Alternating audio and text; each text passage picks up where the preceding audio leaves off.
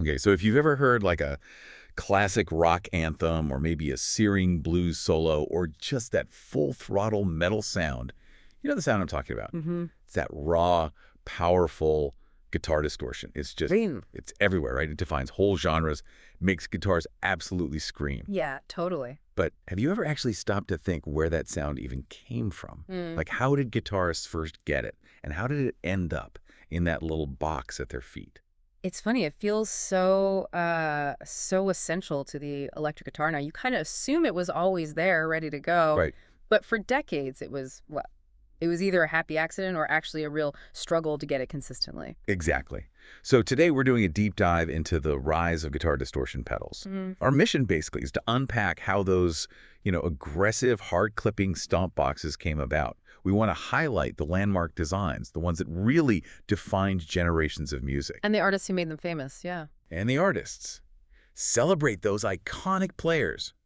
We're going to try and show you how a sound that started, sometimes purely by chance, became this deliberate, controllable force, a real tool. And I think to really get this journey, we kind of have to start by nailing down what distortion is, technically speaking, because, people mix it up all the time with overdrive. Okay, yeah, let's definitely unpack that. Yeah. Because you hear overdrive, distortion, sometimes people use them interchangeably, but our sources make a really clear distinction. So at its core, how would you define distortion? Okay, so the key technical bit here is the clipping.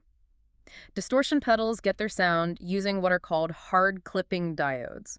And these are usually placed right at the end of an op-amp The circuit. clipping diodes. Right. So imagine your clean guitar signal. It's like a smooth wave, right? A nice rolling hill. Uh-huh. Hard clipping literally chops the top and bottom off that wave, just flattens them right out, turns it into this much more squared off angular waveform. Okay, so it's not just louder, it's fundamentally changing the shape of the sound wave. Exactly. It's reshaping it. Mhm. And that process adds all these new harmonics, often quite harsh ones, and gives you that really thick, sustained, kind of aggressive, fuzzy or buzzing sound we know as distortion. Gotcha. And that's the key difference with overdrive then, because overdrive pedals use soft clipping. Precisely. Soft clipping is more like gently rounding off those peaks instead of that hard chop. It's a smoother, often warmer sound, closer to a tube amp naturally breaking up. Distortion is generally much more aggressive, more saturated. Right, so if distortion gives you that really aggressive angular wave, Yeah. what was it like before these little stomp boxes, before the pedals? How did guitars even get close to that sound? Well, before you could just stomp on a box, guitars basically had two main options, neither very convenient. Okay. Option one, crank your tube amplifier to the absolute limit, push those tubes so hard they naturally start distorting, breaking up. Which sounds expensive and potentially damaging. Oh, yeah. And loud, very loud. Option two was relying on accidental artifacts in the recording process, things like tape saturation, where the tape itself couldn't handle the signal level and started distorting. So you either risked blowing up your amp, deafening yourself, or you just hoped for a lucky accident in the studio. That sounds incredibly inconsistent, like a total gamble. It absolutely was. There was a real lack of control. You couldn't just dial it in reliably for one part of a song and switch back. Right. It wasn't easily repeatable night after night or take after take. And this really highlights why the arrival of compact pedals around the mid-1970s was such a huge breakthrough. Ah, okay. That's when that powerful, aggressive sound finally got put directly under the guitarist's foot. Total control. It went from being this unpredictable accident to a deliberate creative choice. Wow, what a shift. Yeah. From hoping for luck to having this raw power right there on your pedal board. So once that control became possible, who were the first ones to really bottle that lightning? Who made those first mass market pedals? Okay, the first big one, the real pioneer for the mass market, has to be the MXR Distortion Plus R. Came out around 1974. Distortion Plus, I know that one. Yeah, it was pretty groundbreaking because it made that distorted sound widely accessible for the first time in a pedal format.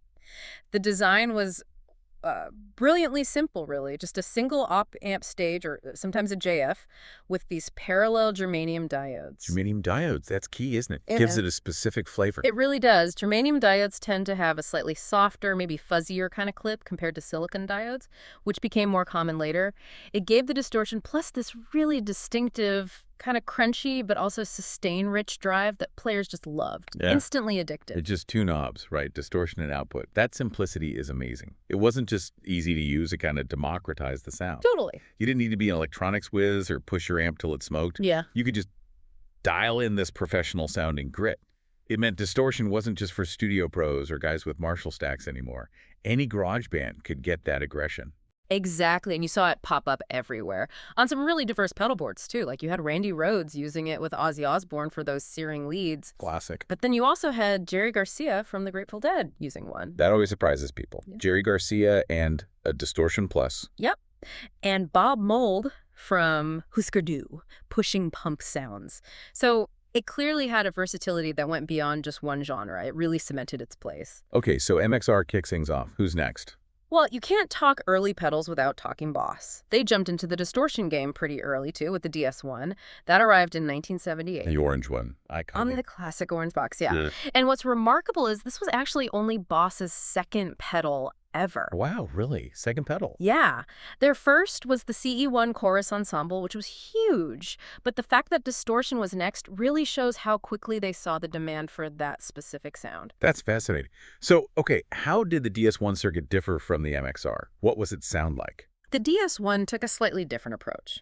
The key thing here is where the clipping happens. Instead of having the diodes in a feedback loop around the op-amp, which often gives you a softer clip, the DS1 put its two hard clipping diodes after a transistor preamp stage. Okay, so the signal gets boosted first, then clipped hard. Exactly.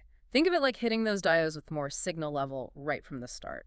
This design choice gave the DS1 a really sharp, kind of gritty, focused edge. Sometimes people describe it as maybe a bit more fizzy or buzzsaw than the Distortion Plus, say, especially at higher gain settings. It was perfect for rock, and especially for the punk and new wave sounds that were emerging then. And it just took off commercially, didn't it? I remember reading it's Boss's best-selling quote-unquote drive pedal of all time, which is saying something considering how many they've made. It's astronomical, the number they've sold. Still selling today, pretty much unchanged. Plus, it added a tone control, along with level and distortion. A bit more shaping available. Yep, that simple tone control added a useful bit of flexibility, a true classic. But, when we talk about not just mass market, but really mass production on a huge scale, we got to talk about the Proco RAT. Ah, the RAT. Another legend. Developed in 78, released widely in 79, the RAT kind of holds the distinction of being the first truly mass-produced distortion pedal. Okay, so what's the distinction there? Mass market versus mass produced. Is it just about scale? Yeah, it's mostly about the scale and perhaps the manufacturing approach. While the Distortion Plus was certainly widely available, mass market, the RAT was cranked out in enormous numbers, arguably setting a new standard for production volume. This made it incredibly ubiquitous, and often pretty affordable. So it meant basically every kid starting out could probably get their hands on RAT. Pretty much. It became the distortion pedal for a whole generation in the 80s. Its core design is built around the LM308 op-amp. The chip is almost mythical now with hard-clipping silicon diodes going to ground. And then it has this really distinctive passive tone control they just call filter. The filter knob, yeah. It works kind of backwards, doesn't it? It does. Turning it clockwise cuts highs. Instead of boosting them like a typical tone knob, it gave it this really unique sweep. The overall sound was just hard, aggressive, really tight and focused clipping. It arguably set the template for a lot of modern high-gain distortion sounds. And that basic layout, volume, distortion, filter, it's barely changed in, over 40 years? Hardly at all. They've made variants, the Turbo Rat with LED clipping, the U Dirty Rat with germanium diodes, but that core circuit and layout, it's endured. Incredibly influential pedal. You can literally walk into any guitar store today and probably find a brand new RAT that looks almost identical to the originals. Yeah. Has serious staying power. Okay, so we've got these really icons, the MXR, the Boss DS1, the RAT. They kind of laid the foundation and democratized distortion. Right. But then as music evolved, especially heading into the 80s and the 90s, things got heavier. Guitarists started wanting sounds that weren't just distorted, but really like crushing, genre-specific sounds. Absolutely. The demand shifted towards more extreme tones, and pedal makers responded. And that brings us to pedals like the Boss HM2 Heavy Metal, right? Released in October '83. This one had a very specific goal, didn't it? It really did. Boss explicitly designed the HM2 to try and capture the sound of a roaring Marshall stack, particularly that powerful mid-range character. Okay, so aiming for that amp-in-a-box thing, specifically for metal. Exactly. But interestingly, its initial sales were, kind of modest. It didn't immediately set the world on fire. But then, like some other pedals, it found this unexpected second life, didn't it? It's amazing how a pedal's destiny can change based on who starts using it. It's truly remarkable that HM2 basically got rediscovered, or maybe discovered for its true potential, by the Swedish death metal scene in the late 80s and early 90s. Ah, the Swedish chainsaw sound. That's the one. Bands like Entombed, Dismember, they found that if you cranked all the knobs on the HM2 to maximum, Everything on 10. everything, it produced this absolute ferocious, grinding chainsaw tone that became the defining sound of that entire genre. Especially on albums like Entombed's Left Hand Path. It wasn't just a popular pedal in the scene, it was the sound. Wow. From modest sales to genre-defining cult classic. Totally. It got discontinued in 1991, but the prices on the used market just soared because of that cult status. Eventually, Boss listened and brought it back as a Wazacraft reissue in 2020, a huge testament to its impact. A real comeback story. Mm-hmm. And sticking with Boss, it seems like they responded to that underground HM2 fame pretty quickly, because in 1991, they released the MT2 Metal Zone. Ah, the Metal Zone. Probably one of the most famous and maybe infamous distortion pedals ever made. Infamous. Why infamous? Divisive, maybe? Definitely divisive. The Metal Zone came out aiming squarely at the high-gain metal market that was booming. Its key feature was this powerful dual-band parametric EQ bass, treble, and then sweepable mids with its own level control. That's a lot of EQ control for a pedal back then. It was. It allowed for some really extreme tone shaping, particularly scooping out the mid-range frequencies, which was a popular metal sound. It delivered this incredibly thick, searing, high-gain tone, but some players found it could sound kind of fizzy or like angry bees in a tin can if you weren't careful with that EQ. Right, the scooped mid sound can be tricky. But despite being divisive, it sold incredibly well, didn't it? Massively. Over 1 million units sold. It's one of the best-selling pedals of all time, period. And while some people knock it, it's been used by a really surprising range of artists. You expect metal guys, but Prince used one. Joe Bonamassa has used one. Prince used a metal zone. That's wild. It shows that even a pedal designed for one thing can find uses elsewhere. Absolutely. It's about how you use the tool. Okay, so around the same time, 1991, Marshall themselves, the amp giant, finally threw their hat properly into the distortion pedal ring with the Marshall Shredmaster. Right, because they'd had overdrive pedals before, like the Bluesbreaker, but this was their first distortion pedal.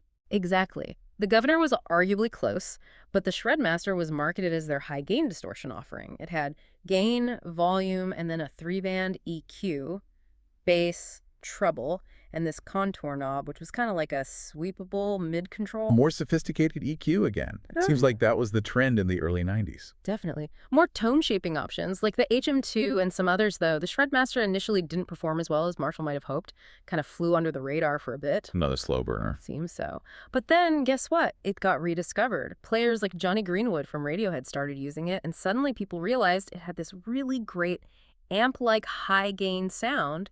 Demand went up, prices for originals climbed. And they eventually reissued it. Yep, a vintage reissue came out in 2023 to meet that demand. It's another case of a pedal finding its true audience maybe a little later on. It's a recurring theme. Okay, one more from that early 90s era that really captured a specific moment. The DoD FX69 grunge pedal from 1993. Ah, the grunge pedal. You gotta love the marketing on that one. The knobs, that's what everyone remembers, right? Loud, butt, face, and grunge. Yeah, not exactly subtle. Loud was volume, grunge was the distortion amount, and butt and face were low and high EQ, respectively. It was DoD very clearly jumping on the grunge bandwagon that was huge thanks to Nirvana, Pearl Jam, Soundgarden. Riding that wave.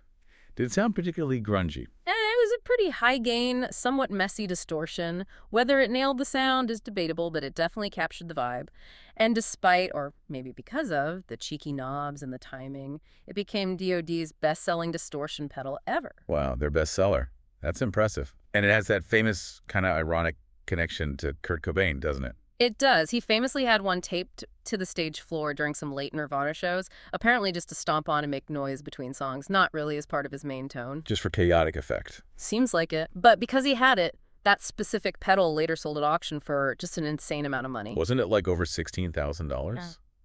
for a DoD grunge pedal? Something like that. Just shows you the power of association with an iconic artist. Yeah. It elevates the gear to a whole different level. Incredible. So, man, what a journey we've traced here. From guys literally pushing their amps to the breaking point or finding happy accidents on tape Yeah. to these early, simple boxes like the Distortion plus back, then the DS1 and the RAT, Right. really making it mainstream, Mm-hmm. and then evolving into these super specific, genre-defining pedals like the HM2 for that chainsaw sound, the middle zone, the shred master, even the grunge pedal capturing a moment in time. It really mirrors the evolution of rock music itself, doesn't it? As the music got heavier, more extreme, the tools evolved right alongside it. Distortion pedals have powered everything from, those foundational classic rock whiffs right through to the absolute heaviest, most complex metal tones you can imagine. It's a story of innovation, really, in electronics, in design, and how these little circuits, these specific choices by engineers, ended up shaping the actual sound of entire musical movements. Totally. From those early analog icons in the 70s through all the boutique versions and reimaginings in the 90s and 2000s, and now even into like hybrid pedals that mix analog circuits with digital signal processing, that core idea of hard clipping distortion just keeps evolving. It ensures guitarists today can dial in pretty much any flavor of grit, sustain, or aggression they could possibly want. Yeah, the palette is just huge now. What's really fascinating to me in all this is how a relatively simple electronic circuit, compared to modern tech, it's pretty basic stuff, right? Fundamentally, yeah. Op amps, diodes, resistors, capacitors. Born from just wanting a bit more grit, a bit more power. How that became such a fundamental tool for creativity. It just shows how these small, deliberate technical choices Yeah. can end up having this massive cultural impact. They literally unlocked new sonic landscapes for artists. It really does. It makes you think, doesn't it? These seemingly small tweaks, adding a diode here, changing an op amp there, adding an EQ stage, they don't just change the sound waves. They change how people make music, what's possible to express. They influence generations. So, thinking about the future then, with technology always marching on, you mentioned hybrid analog DSP designs. Mhm. What kind of surprising new frontiers do you think might be ahead for a sound as fundamental as guitar distortion? Can it get even more refined or maybe just weirder? That's a great question. Maybe it's about even more precise control, or maybe integrating distortion with other effects in new ways. Or maybe the next big thing will be looking backward again, finding new magic in those old circuits. Or maybe stepping outside music? Ah, Looking around at your daily life, what other seemingly simple tools or effects have this hidden, surprisingly rich history of innovation that just completely changed things? Something to chew on, maybe? definitely something to think about. The hidden histories behind the tools we use every day. Absolutely. Well, this has been a fascinating deep dive into the fuzz and the fury. It really has.